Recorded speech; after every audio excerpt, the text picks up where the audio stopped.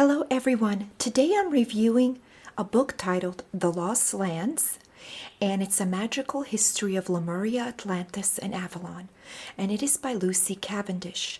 I read this book as fast as I could because I have so many books that I need to read, and this was a book I considered somewhat of a summer read. So it's a book that's good to read during the summer with the energy of the mermaids and the energy of those summer elementals, and it's basically the mer energy. And I'm going on to dragons next, so I was really wanting to finish this before September so I could speak to you about it. This book mostly is heavily, it has a lot of information about Lemuria and Atlantis, which I found the most interesting. The Avalon section was almost a blending of the Sabbats, the Esbats, and deities associated with the goddess religion, with witchcraft that are most used. So a lot of these deities are women that are discussed, such as Bridget and Ceridwen, and it just, Rhiannon, Morrigan, Morgan Le Fay, and it just keeps on going. But the most interesting portion of the book is definitely Lemuria and Atlantis. What is most interesting is how Lucy Cavendish is, you could feel that Lucy Cavendish is a very, very sensitive, very imaginative and sensitive woman. You could feel that she has a lot of faith in mankind. She has a lot of faith in what she writes in this book. She has a very open mind, and her soul, you could feel she's a very sensitive and an empath. I could feel she's an empath through this writing. And she speaks about Lemuria being an emotional world where we were not separated. We were mostly geared and used our emotions. During the Lemuria times, we shapeshifted, and it is a time when Pangea existed. So she has maps and so forth, and during this time we were one.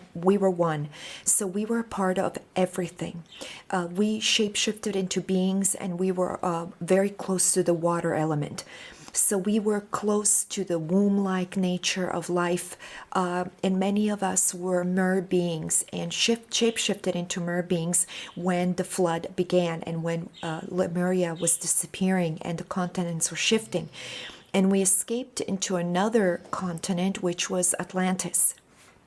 It was another place on Earth.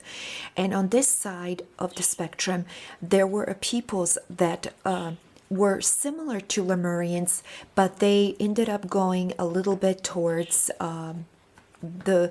they ended up getting a little towards a bad side of life.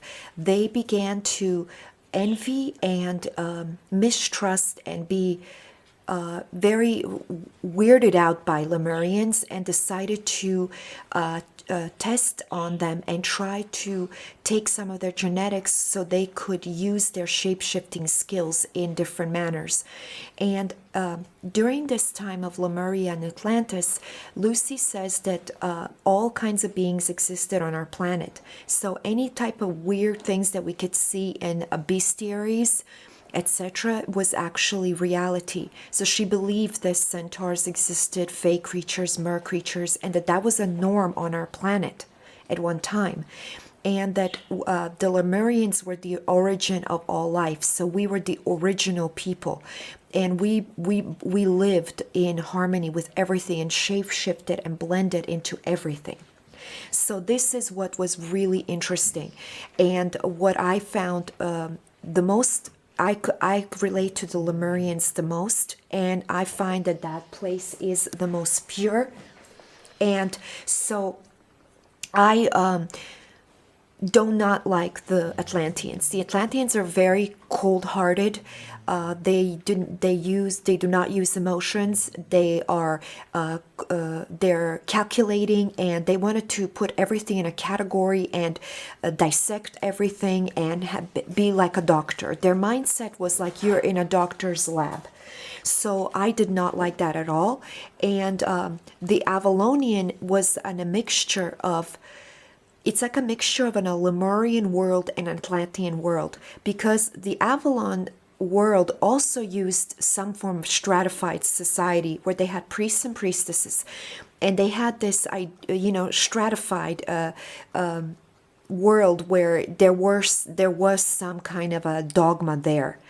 Where the Lemurians, again, was that pure state of innocence where there was no boundaries, where Atlantis begins those boundaries, and then the Avalonians are kind of the mixture of Lemurians and the Atlanteans, who try to balance that world of Lemuria innocence and the kind of the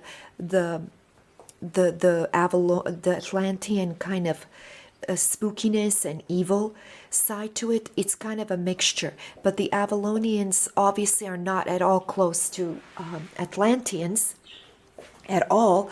So they were mostly geared into studying herbs and natural worlds, and how could you say, tree lore, etc., and magic. So it was a little bit different. But I find that the best portion of her book is the Lemurian Atlantis section, which were incredibly inspiring to me. And also I felt that she really had some amazing things to say. This is a really amazing book.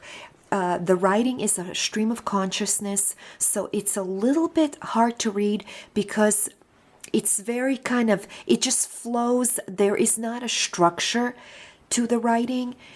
So you have to kind of get in it. You got to get on the boat. You got to get on that boat with her and follow. But it's well worth the ride when you get in it. And I also feel a lot of Anastasia Ringing Cedars of Russia energy in this book.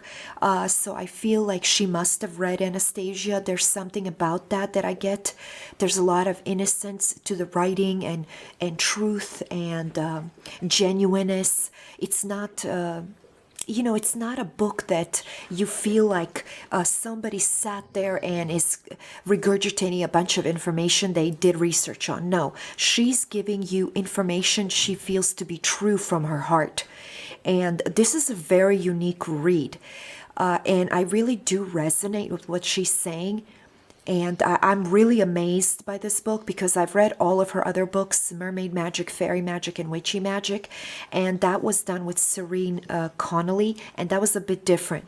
But this was, you could tell this is like a personal, very personal read, a personal writing. And she speaks a lot about dolphins and whales, the shape-shifting, really amazing stuff. This is a loaded book, and she speaks about 3 guides that she spoke to, that she encountered, that she specifically wanted to encounter to help her understand Atlantis, to help her understand Lemuria. And she talks about the way you should eat, the diets you should have, etc. Amazing read. There's a lot of information in here. And it gives you a test. You could take a test here, and I'll show you to tell you what you belong to, what world, and you have where are you from. And this is immediately, I was right away fitting into Lemurians. I knew I would. So you have the test you would take in the sections, and what section you take that, and then you add it up. And I knew right away I would end up in the Lemurian profile, the Atlantean profile, Avalonian profile. However, she says that you may change your profile throughout the time of your life, through your journey of life. She has lots of maps, time periods, and a lot of this stuff makes a lot of sense. She mentions many people who have spoken about Atlantis and Lemuria, such as Edward Casey, Plato, Madame Blavatsky. It's been spoken of many times everywhere. Speaks about the Nazis, Germany, their obsession with Atlantis. She speaks about many of the worlds, many of the galaxies where these people are associated with. So you have Lemuria, and you will have certain places in the galaxy that are associated with those people. And what could I say more to give you more information so I don't forget anything? She has meditations, rituals, but the book is not just that at all. There's so much in here. It doesn't, it's not a book that's just loaded with some kind of meditation. No. Lots of talk about sacred locations on Earth, such as Stonehenge and Angkor, which is where she met one of her guides. And that place, that inspired me to look up documentaries about that place because of her reaction to it. So that was really wonderful. But what was really touched me was that there's something about this that makes a lot of sense, because we weren't separated as we are now. She even said that we were gender fluid. So the Lemurians, the Atlanteans separated us or made us into where you are male or female. So the Lemurians was the beginning of everything. It's the primordial, ancient way of being where we were one with all, we entered and we were with all. So that's what really resonated with me, and then made sense that we were one. And that was represented by the continent Pangea, because that continent was one. And the separation of our continents also shifted our separation from everyone else, from all animals, from all beings. We became separated and stratified and put into boxes. And this is the essence of this book, is returning to that state of being where you're not put in a box and you're not in this dissected world that the Atlanteans created and did. And she speaks about her past lives, that she was an Atlantean, she was a slave, she was a Lemurian, she experienced slavery in Atlantis. She knew there were underground bases where there was horrific things going on. All of this makes a lot of sense. I'm not surprised at all. And a lot of this really resonated with me. I'm really amazed. This book is a great book. I highly recommend it. It's not, it may not be for everyone, because again, you must have an open mind to what she's saying. And she's very empathetic. She's very sensitive. I could feel she's a very, very sensitive, intuitive, empathetic woman, and I could tell she's a very strong empath. Thank you for stopping by. Take care, everyone. Many blessings.